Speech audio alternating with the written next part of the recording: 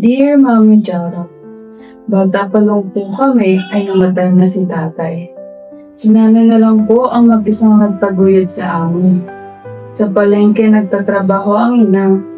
Ngunit po, nung lumaki ang mga ate, nagkasakit ito ng diabetes. Hanggang ito na rin ang dahilan kung bakit siya namatay.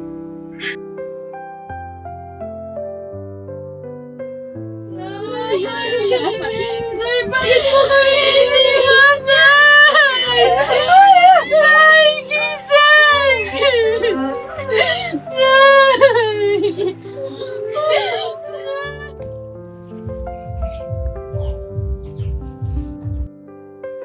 Mahirap po ang buhay noon, pero mabuti na lang po at tinulungan kami ng nobyo ng isa naming ate. Malipas ang ilang pang mga taon, ang panganay namin ay nagdesisyong mag-abroad. Dahil sa hirap ng buhay, wala kaming magawa kahit mahirap na sa amin ang hindi makompleto.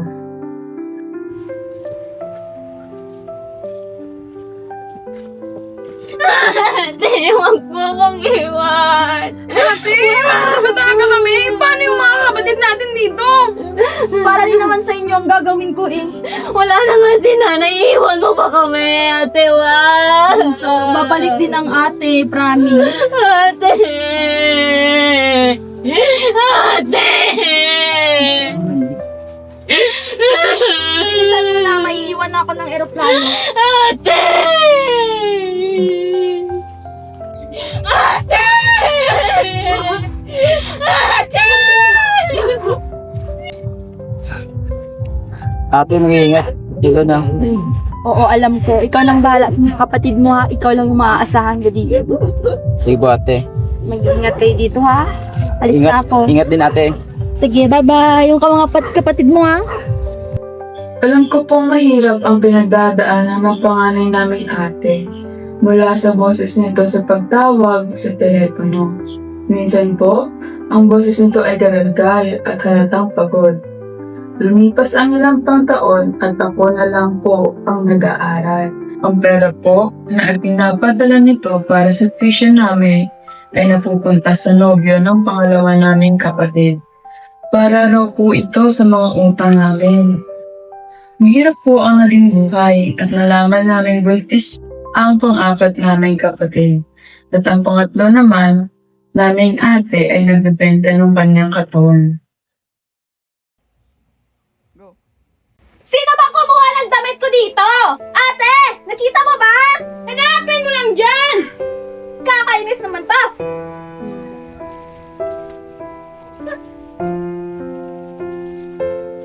Sino ba kumuha ng damit ko? Ha? Hoy! Sino ba nagsabi sa'yo na susuotin mo yung damit ko? Alam mo naman nagagamitin ko yan mamaya eh! Hiramin ka naman eh.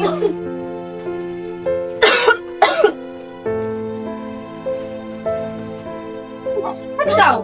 Ano nangyari sa'yo? Ate, buntis ata ako. Buntis? Ganito naman yung buntis ka pa? Ha? Ka nag-isip? Ano sa nagawa niyo? Ito kasing malandi mong kapatid, nagpabuntis! Bakit? Ano bang trabaho mo? Malandi ka rin naman ah!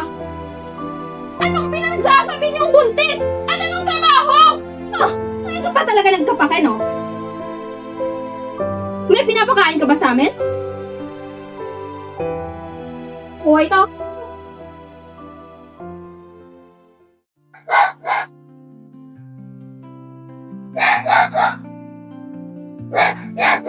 Para to sa mga kapatid ko.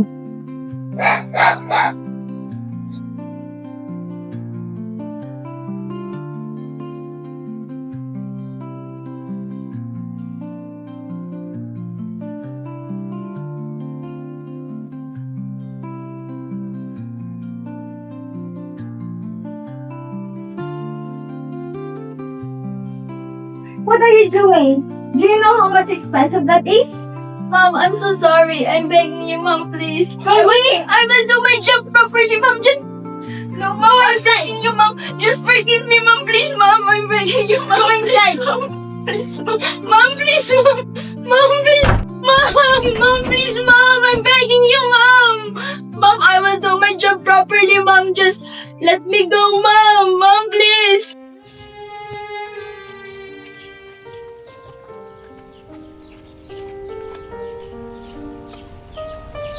Pera, Anong pera? di ba kakadala ng ate mo? Anong pinagsasabi mo? Pinagbayad ng utang natin yon. What? Wala ka na ang kwenta, wala ka pang pera. Uy, ano ginagawa mo sa ate ko? Ano bang meron sa gagawin yun? Ba't pinapatira mo pa dito yun? Alam mo namang malaki yung utang na loob natin kay Dad.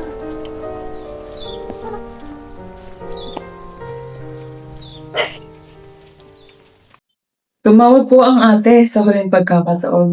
Yun na po ang huli niyang kontak sa amin.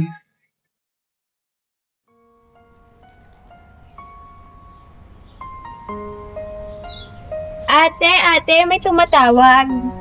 Hello, Ira? Hello, te? Kamusta na kayo dyan? Okay naman po kami. Yung pag-aaral ng mga kapatid mo, Ate, yung tuition kasi namin. okay lang ba? Opo. 5,000 lang? Pwede, yung ano pa kasi namin, yung kurente, yung grocery namin. Padagdag naman ng 5,000 pa? O sige. Sige, te. Thank you. Sige, bye-bye.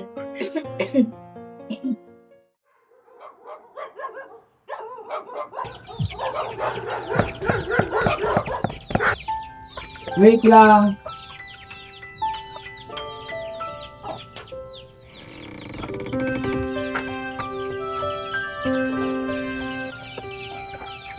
Nasaan yung ate mo? Nasa loob, ate, yung mga kaibigan mo.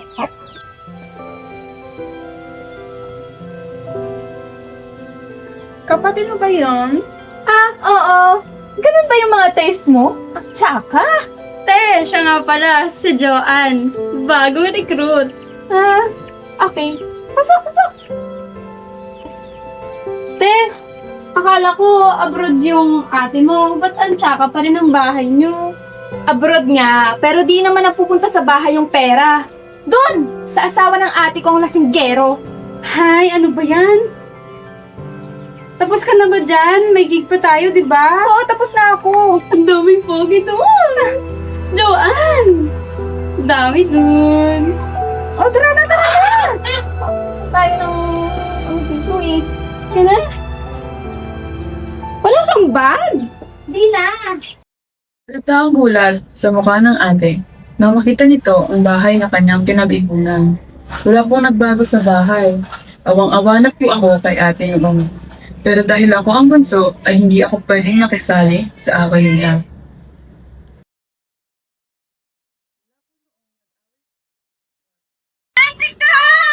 Teya! Ate! Bunso! I miss you so much! May pasalubong ako sa'yo.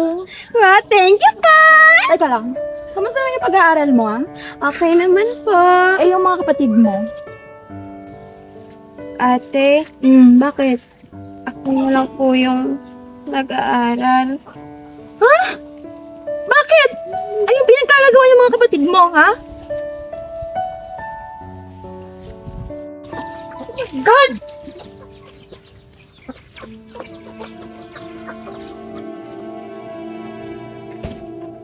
Ano to? Anong klaseng bahay to? Ba't hindi mo lang naayos-ayos? Yung kisame, hindi man lang palitan ng bago. Yung kusina, ba't ganyan pa rin? Pag alis ko ganyan, pagdating ko ganyan pa rin? Lexi? Buntis ka? Pasensya na po, ate. Anong pasensya, Lexi? Pinapaaral kita, pinapakain kita, ba't ganyan ba yung isusukli mo sa akin? Ayan! Asan ka? Nandito ka? Anong itsura ng bahay na to? Ba't hindi man lang napaayos? Tanungin mo yung ate.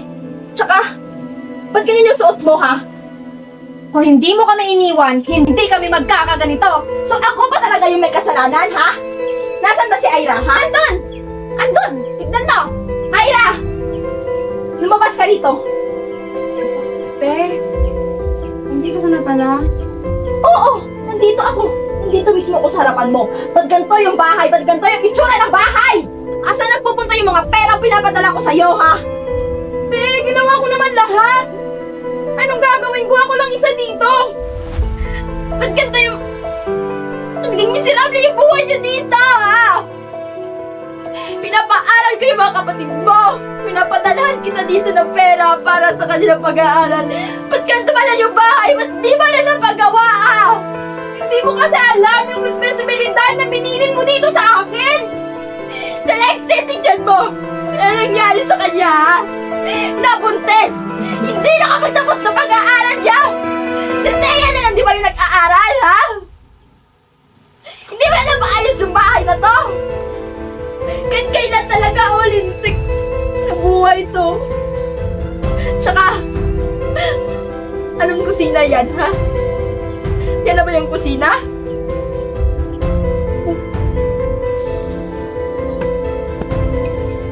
Ano ba yung itsura ng kusina? O Bayaw, nandito ka na pala? Bayaw? Teka, Thea! Oh, mga ate! Sino to?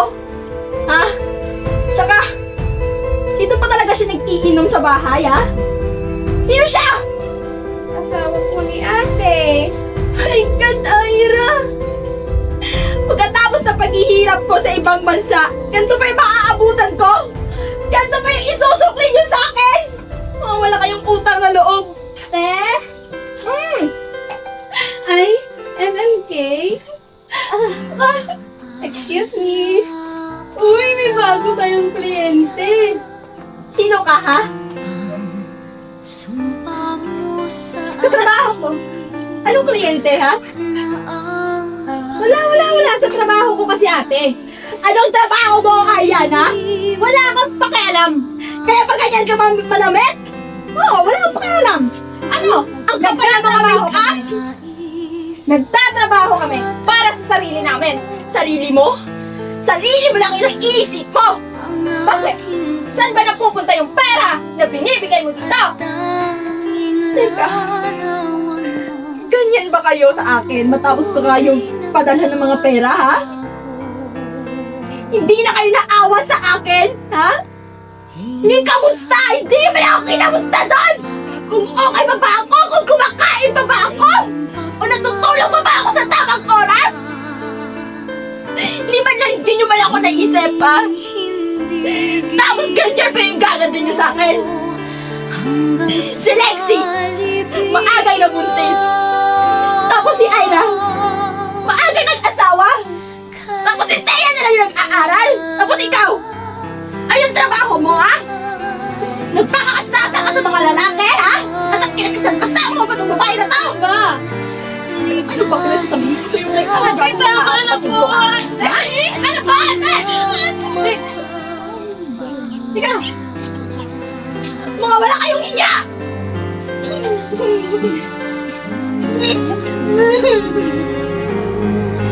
Mga wala kayong utang na loob! Lintik na buhay to!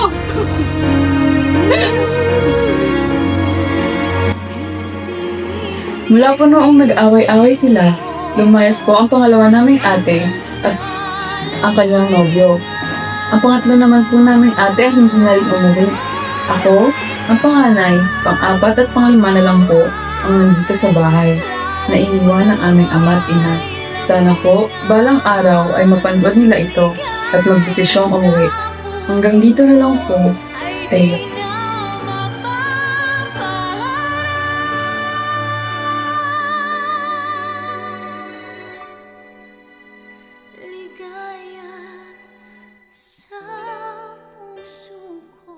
Going back to just to get the...